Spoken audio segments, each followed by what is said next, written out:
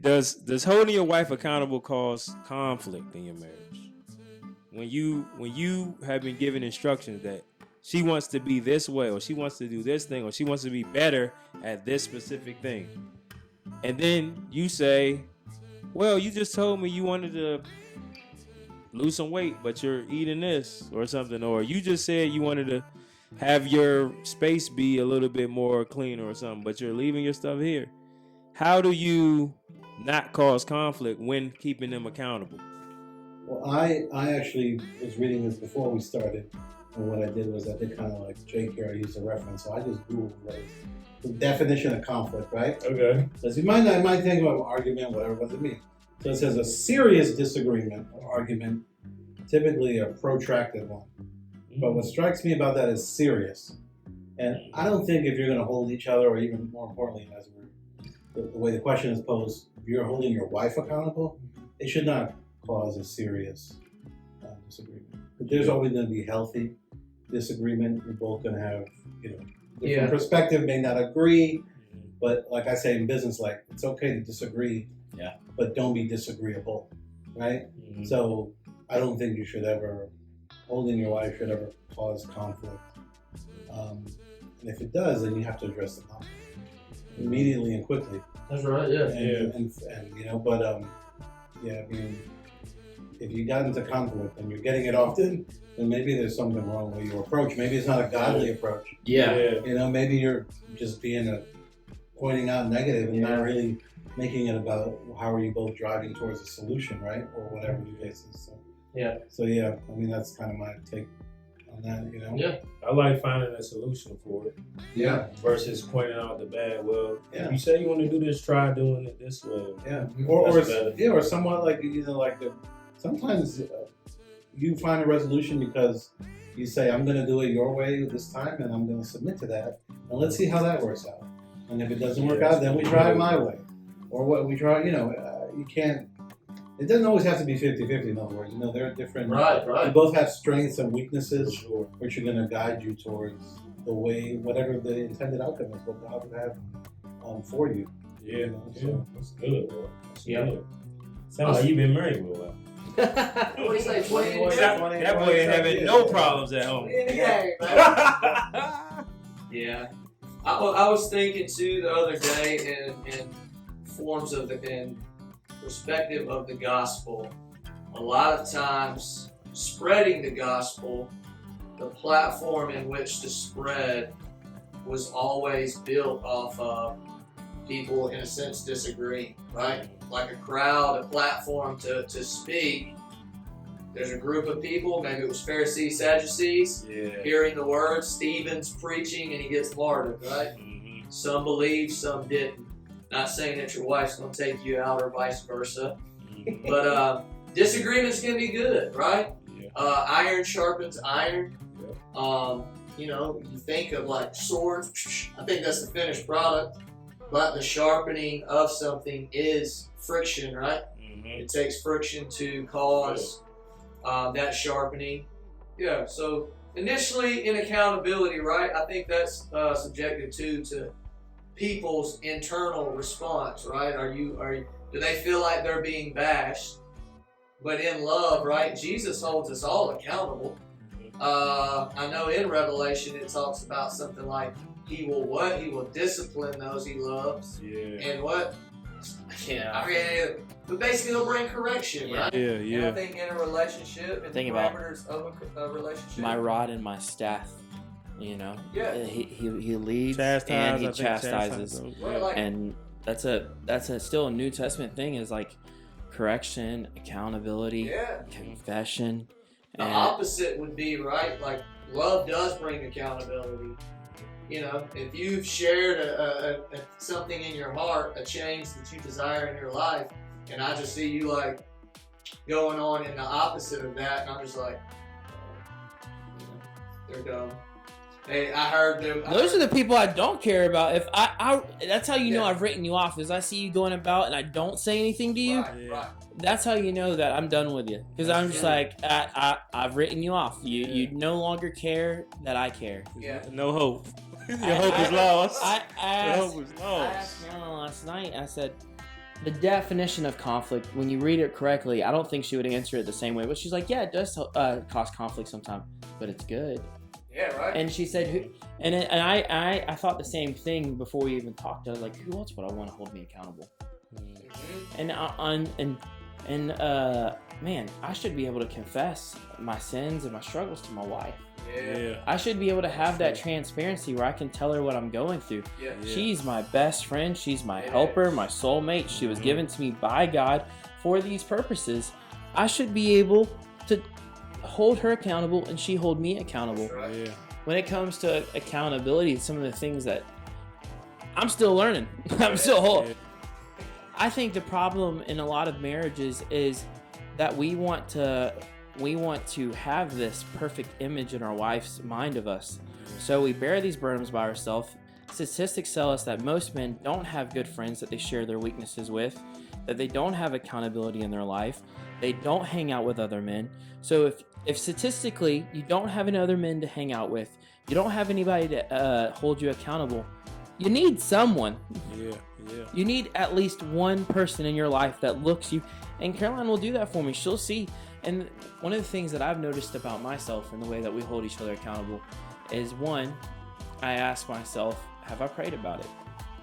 Two, is this affecting people in my family and outside of my family? Or is this something that's just affecting me and I need to be patient with it? Three, I try to reflect on myself and I try to, am I dealing with this? If I'm dealing with this too, then this needs to be a we thing. This needs to be like, hey, honey, I noticed that we do this, and this isn't healthy, and this isn't good.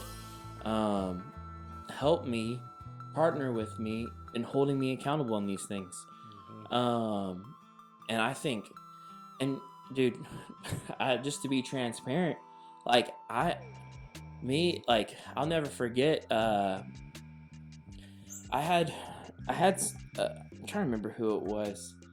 It was a famous evangelist, and he said that essentially, whenever he lusts after a woman, he tells his wife. And people are like, "Wow, that's extreme." He's like, "What?" He's like, "Why would you?" That's do good. You said that's not good. He was like, Wow. and people are like, "Why That's would?" a strong woman, bro. People like, "Why would you say that? Why would you say that?" And he said, "Because the enemy wants to keep things hidden. And whenever you keep those things hidden, they build up. It becomes a separate life. You've separated your wife from keeping you accountable. You've made this a whole side quest, and then your personal accountability is your own thing." That's good. And so like, It could hurt them if you telling her. and it Look, I saw this woman. She's at my job, and she's hot. Well, no, I just want you to know. I just want you to know she's there. I'm there. She's hot. Yeah. That's hard, bro. That's hard, bro. It normally doesn't go like that. It normally goes like, "Hey man, I was at Best Buy. There's this girl dressed kind of, inappropriately. It was hard not to stare." And bam, and a lot of times she will see the same person too, because we're together all the time. She's like, "I saw him too," and I was like, "I just had to tell you." Like, I was like, I kept trying to look away. And but honestly, for Carolyn, that's never made her insecure. Honestly, I think the accountability and the transparency, she knows I'm not, because when there's transparency, there's safety. Yeah. Someone who's being transparent with those thoughts aren't going to go on, and go look for other women. Because I am being transparent. I want accountability. Yeah. I want my wife to guard my eyes. I invite that accountability. That's good, bro. And she does this, and we'll do the same for her as well. Like, like, I don't know. Honestly, she doesn't. Women don't have the same problems that we do. But sometimes I'll make jokes with her. I'm like, that's your celebrity crush, huh? And just playing around, and Or maybe and- she's just not telling you. maybe. Different standards. Maybe. But Nah, that's pretty cool, though. I like that in a relationship, right? Yeah. Like we were talking about being transparent, having the liberty to say, because if you got married, we're all married here, obviously, Yep. and your spouse or yourself thinks that that person is never going to see or find anybody else attractive, Stupid. That's you're crazy. lying to yourself. That's crazy. right. There are people out there that like that like just come to the realization that, hey, God made handsome men, beautiful women. You were going to see that. Yeah. It would not be good for you just to internalize that. That's cool in a relationship when you feel like, yeah, she's pretty, huh? Beautiful lady. Or man, he's a good looking dude, handsome man. He must work out. And that's it. You know, it doesn't have to be any more than that. Yeah, That's and, true, and yeah, I would yeah. say me and Caroline don't even really do that much where you like acknowledge people that are attractive. It's just like if I in that moment, there's a difference between thinking someone's attractive Yeah. and like that's a pretty lady, and you know me and her both was I'll be like no homo, but that guy was a good looking dude. Whoa. And do you ever hear that say no homo? Yeah, Because pause. with me and yeah, yeah. me and Caroline, we were I'll never forget. We were at my physical therapy, and I was getting physical therapy, and this dude came in, and it was funny because everyone in the room thought the same thing, and they're literally putting needles in my leg, and I'm like crying from the pain. They put 15 needles in my thigh, and I stopped, and I was like, "Yo, did he look like a Lifetime husband?" And everybody in the room That's just crazy. bust out laughing. Because they're like, yeah, he does. He looks like he's gonna be on some kind of Lifetime romance movie. That's This crazy. guy had like the perfect beard and like the long yet controlled hair. I was like, dude, looked like he was on a Lifetime movie. That's funny, And bro. everybody laughed. But then when there's, This is gonna hurt you. More than it's It's gonna gonna hurt. hurt me more than it hurts you. but so what That's happens funny. though, whenever you build up those walls, is then when you have an issue with pornography, Yeah. you can't talk to your wife, yeah. and that's the truth. Yeah. And when you start separating that part from yourself, then that's always going to be a part that you don't allow your wife into that part of your life. Yeah, bud. And I don't Yeah, want yeah, that. yeah. And then what happens is that sin grows, Yeah, and then you're stepping out on your wife, yeah. Yeah. and there's no escape, and it just keeps going and going and going, and then you go to a therapist. You know what the therapist tells you? Well, we got to start having transparency about your feelings and those things, and so what they tell you to do is, all right, now you have to break these patterns and these walls of barriers that you've built up to bring back transparency. That's right. When you should have been transparent at the beginning with everything, Good, bro. and then you would have never found yourself Yeah. stepping out on her. That's good, bro. So Be real. Man, circling back to before you're out there risen, have worked on you. that's right. You know, seriously, get in there with the Lord. Don't be a superficial on the outside. You're this way, but when you're alone in your dark places, you're this complete different person. You know, setting somebody up for the okey doke. You know, really, That's right. You know, yeah. That happens every day. Get really close to somebody, and it's like, who is this person? I didn't see all this when we met. You kept this locked away. Man, you're a great actor. There you go. Yeah, we a team, man. I think when you talk about holding somebody accountable, I immediately think about team. If you're on the same team, it should be okay to hear from your teammate. You need to improve in something. That's right. Because if you do, then we both win. Yeah. Right? Yeah. So that's how I look at it. If I'm going to hold you accountable and you hold me accountable, we both are going to win. Because you're going to get the best out of me, and I'm going to get the best out of you. Yeah. If we on a team, we going to win. That's a prime coach tip right That's there. right. That's right. That's a coach's moment. I like it. All right. Is self-care a real thing for men? Because this has been going on for a while now, and people feel like you have to be comfortable in your own skin. You got to take time away from everything and really care about who you are and get in tune to who you are. But is that something that is really real for men? Do you think that? We're talking self-care. Self-care, like I have to take a weekend away, and I gotta work on me. I gotta treat myself. I don't think I've ever done that. I gotta go get a massage and go have dinner by myself, and I gotta work on me. Is that a real thing for men? You know, I think so. I think it's always been a thing, but we just didn't compartmentalize it and give it a title and acknowledge that self-care is for men. I actually read an article a couple weeks back and it came from, I was scrolling through TikTok and it had this thing about, depression in men and fathers and husbands and marriage. And I think traditionally, the perspective for men is a very masculine man who doesn't communicate, who keeps it bottled inside, who's just a silent provider of shelter and financial stability for the family. And I think there is, it's becoming a thing now to say, you know what, it's okay for a guy to say, I'm falling short, or I need help, or I'm overwhelmed, or I'm emotionally, and I need a break. And maybe that comes in the form of, just giving dad or husband some time to recharge, reset. Yeah. And if it's a weekend getaway or whatever, that kind of thing, or a day away, I think it makes sense. But I feel like that's becoming, what do you guys, I feel like that's becoming a thing to where more people are acknowledging it and saying, listen, the husband is not kind of just in the background, or the husband's not in the background as this rugged individual all the time that is quiet and keeps his feelings, internalizes everything, I think our culture today, we don't make time. So like historically, men had these opportunities for them to be by themselves and to think. You would go fishing, you would go hunting. Now we call gentlemen's clubs something else, but back then they used to have gentlemen's clubs where guys would get together, have dinner, and discuss politics and whatever. Now self-care for me looks like going to the gym. Sometimes luckily my gym has a sauna and has a Bluetooth, and I'll put scripture on, I'll listen to that.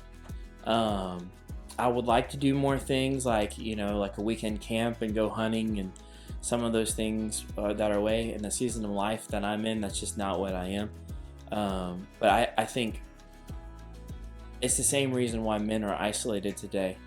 Our culture has separated us off so much in the way that our 9-to-5s work, and we get home and different things, and we want men to act like men, yet we separate them out and we just put them by themselves. And then, but with that iron sharpens irons, when men spend time together and do those things, when we play sports together, or when we have that time, like go to Jake's house and work out, dude. And when you guys would come and work out with us, that was so good for me. That was so healthy for me, being able to share what I'm going through that week, and then letting it out with a bench press. Like, you know what I mean? Yeah. Like just letting some of that frustration out. But I would say, and it was interesting, me and Caroline noticed that when I got married, and this is really easy, not just for men. I stopped my hobbies, stopped drawing, stopped doing it because I got so busy. I saw a thing recently, and it says that a man's mind is filled with, all right, I got to work on my body and keep my body healthy. I gotta actually I'm gonna butcher it, so I'm not gonna say it, but it's essentially our mind is always worried about, how do I stay healthy? Okay, how do I keep my family provided for? Yet how do I and we do all these things and we don't leave any room for anything else. And I think those times where you go cast into the water, know you're not going to catch anything, but blanking out. I used to go on these really long bicycle rides, and people are like, man, you did 60 miles? Like, how could you ride your bike? And I was like, because when you're on a bike, you can't focus on anything else other than the road and the cars, and taking that break, being able to like blank out my mind for a second is so good. And then I come back and then just reset.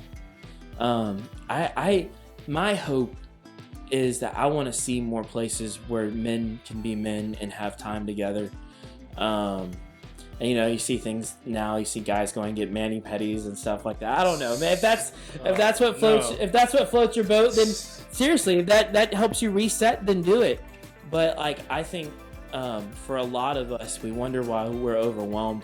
And for many men, brief periods of isolation helps us to be stable, like have a sense of direction.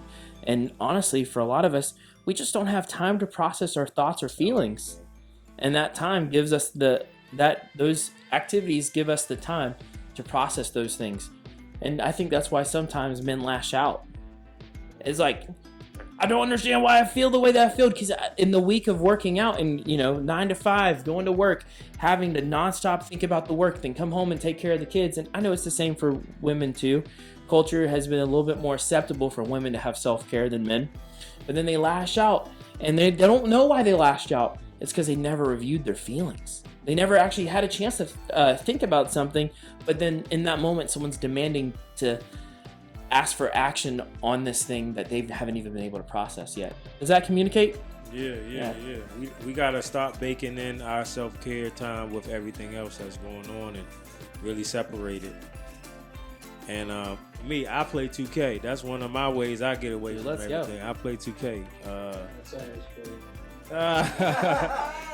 Call of Duty. Or like you said, go to the gym. You working out. You really not focused on anything else, and you're relieving stress too. It's like a stress reliever. Can't be thinking about other things when you're lifting, 200 pounds. Yeah, bro. So, and if you do, you're not lifting 200 pounds. Like, listen, I've been with Jakes, and I've wanted to start working out, and I haven't been able to work out, and I've literally said, bro, I think I'm gonna have to leave. I got too much on my mind. It's a real thing, though, man. I think it is a real thing nowadays, and we need to take it more serious, because if we aren't mentally healthy, it's not gonna sit well when we come home. And one little thing can trigger anything for us to be upset. And that'll just make, your home environment weaker. I want to shine some light on this. Be a little transparent. The Bible tells us to seek the Lord in His righteousness, get off into a secret place, right? I have the fortunateness of being married to an awesome wife who, through the years that we've been married, bro, whether it's been disc golf, bowling, lifting weights, fishing, you name it, I've had the availability to do those things, right? And a lot of those things are incorporated with my family, but there's plenty of times where I myself with other people are able to do those things. And I hope this does relate, man. I want to shine some light back. I say over the years of doing these things, if we want to call it self-care, what I ran into was still never being satisfied on the inside. These things didn't lead me to a just fulfillment. I could go, I was thinking fishing. You hear a lot of times people go fishing. That's where I get away and think. Bro, I go fishing, the only thing I'm thinking about is that next bite. Like, I don't sit there and get any deep philosophical thoughts and stuff like that. It's crazy, but literally, I'm one. You're also very competitive in nature. I guess so. I'm just, that's what I'm thinking about. What Lord, next anybody? It's like, no, I'm not just kicking back like, or what? But come to find out, man, I had lost communion with the Lord.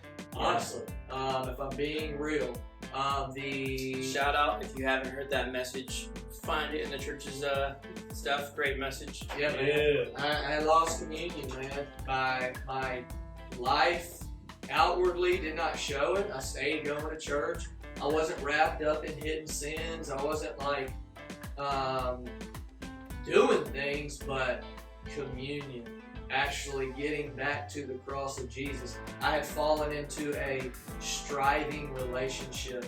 And that's okay, that's what triggered all this thought. Even last year, I had found myself just wanting to go camp by myself to seek the Lord. And like I did, I went by myself, tent, rain the whole time on me. Just sat out there by myself, wanting to seek God because I was just like, I had fallen into a place of striving.